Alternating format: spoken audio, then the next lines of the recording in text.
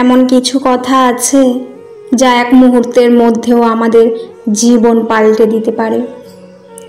তাই ভিডিওটি শেষ পর্যন্ত দেখুন। একদিন হঠাৎ ৭৫ বছরের বৃদ্ধা মা আদালতে উপস্থিত হলেন। তার একমাত্র ছেলের বিচার নিয়ে বিচারক বৃদ্ধা মাকে জিজ্ঞাসা করলেন, বলুন মা, আপনার অভিযোগ কি? কার বিরুদ্ধে অভিযোগ? আমাকে সব খুলে বলুন। বৃদ্ধা বলল, মহাশয়, আমার অভিযোগ হলো আমার একমাত্র ছেলের বিরুদ্ধে। বিচারক বলল, হ্যাঁ মা, আপনি কোনো ভয় না পেয়ে আমাকে সব খুলে বলুন। আপনার ছেলে যত বড়ই মাস্তান হোক বা যত বড়ই নেতা মন্ত্রী হোক না কেন, আমি তাকে এমন শাস্তি দেব কোনোদিন সে ভুলতে পারবে না। কথা বলল, মহাশয়, আমার কোনো কিছুরই অভাব নেই। আমার স্বামী আমার জন্য যা টাকা রেখে গিয়েছেন তা দিয়ে আমি সুখে স্বাচ্ছন্দ্যে থাকতে পারবো। আমার ৩ তলা একটা বাড়ি আছে, থাকারও কোনো অসুবিধে নেই। তাছাড়া আমি চাকরিও করতাম, এখন পেনশন পাই, খাবারও কোনো অসুবিধা নেই। আমার কাজের লোক আছে, রান্নার লোক আছে, আমাকে কোনো কাজই করতে হয় না। বিচারক বলে, তাহলে আপনার সমস্যাটি কি? আপনি তো খুব ভালোই আছেন, আপনার তো কোনো কিছুরই অভাব নেই। আপনার মতো সুখী মা হয়তো ভিক্ষা পাওয়া যাবে না।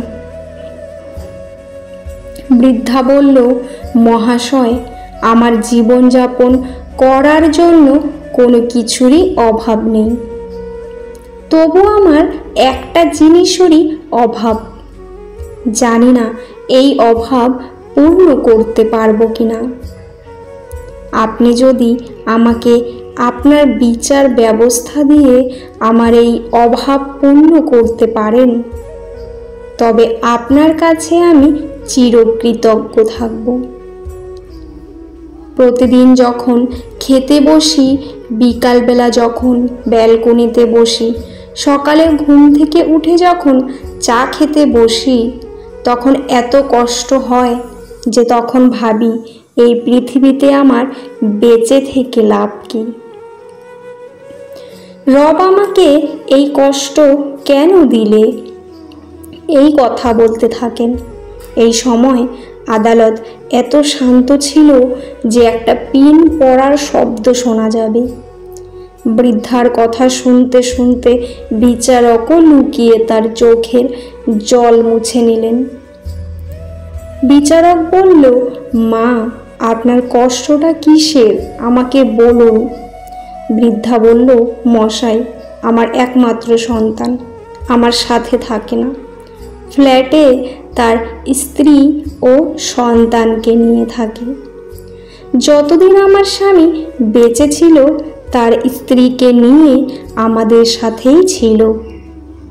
তার বাবা মারা যাবার পর একদিন হঠাৎ বাড়ি ছেড়ে ফ্ল্যাটে চলে যায়। আজ 1 বছর হলো একবারের জন্য আমার কাছে আসেনি। বিচারক বলল, বলুন, এখন আপনার জন্য কি করতে পারি? বৃদ্ধা বলল, মহাশয়, যদিও আমার কোনো টাকার অভাব নেই, তবুও তাকে এই আদেশ দিন সে যেন প্রতি মাসে আমাকে 100 টাকা করে আমার হাতে দিয়েছে। কেননা এতে তাকে আমি মাসে একবার অন্তত দেখতে পাবো, তাহলে আমার কষ্টটা কমবে।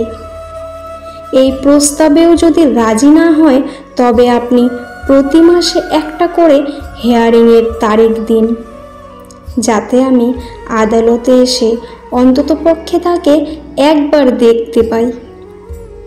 বিচার বলল, আজ আপনি বাড়ি যান, আগামী 18 তারিখ আপনি আসবেন, আর ছেলেকেও ডেকে পাঠাবো। 18 তারিখে বিচারক ছেলেকে ডাকলেন এবং বললেন, তুমি তোমার মায়ের সাথে থাকো না, তোমাকে তোমার মায়ের সাথে থাকতে হবে। ছেলে বলল, মহাশয়, আমার বাড়ি থেকে আমার কাজের জায়গা অনেকটা দূর, আমার অফিসে যেতে অসুবিধে হবে। বিচারক বলল, তাহলে তুমি তোমার মাকে প্রতি মাসের 1 তারিখে 100 টাকা করে দিয়ে আসতে হবে।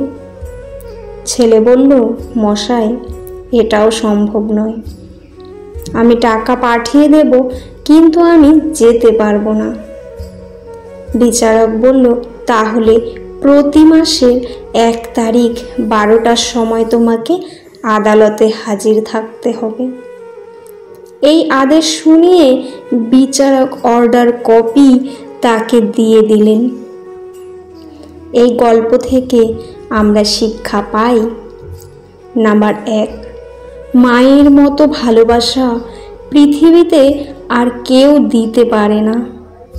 নাম্বার 2, যে যেমন কর্ম করবে তার ফল বেঁচে থাকতে ভোগ করতে হবে।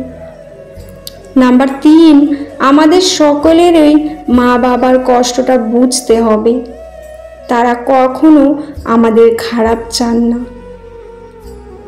রক্তে আমরা দেখতে পারি না, কিন্তু অনুভব করতে পারি।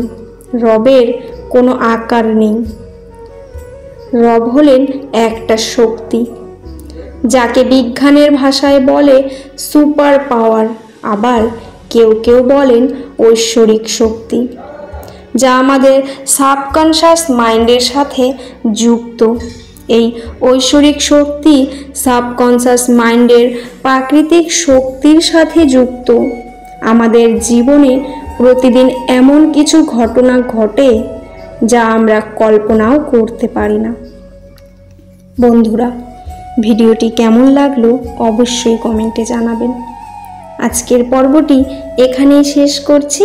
পরবর্তী একটি নতুন ভিডিও নিয়ে আবার আসব। ততক্ষণ আপনারা ভালো থাকবেন, সুস্থ থাকবেন আর নিজেদের যত্ন নেবেন। ভিডিওটি ভালো লাগলে চ্যানেলটি সাবস্ক্রাইব করে পাশে থাকা বেল আইকনটি প্রেস করে দেবেন।